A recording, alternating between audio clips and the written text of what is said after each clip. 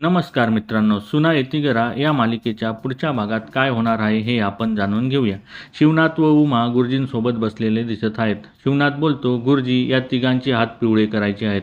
हे ऐकून मात्र उमा व तिघा मुलांना चांगलाच धक्का बसतो. शिवनाथ पुढे बोलतो, हा थोरला माधव, नाकासमोर चालणारा.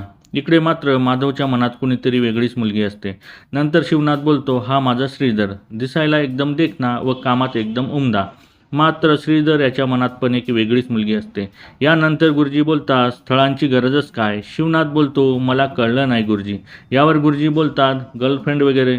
शिवनाथ बोलतो, गुरुजी काही काय बोलतात? माझी तिन्ही लेकरं प्रेमात पडून लगीन करणार नाही आहेत.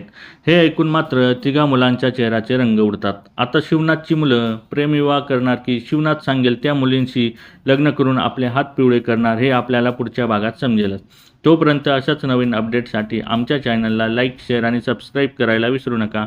तोपर्यंत धन्यवाद मित्रांनो.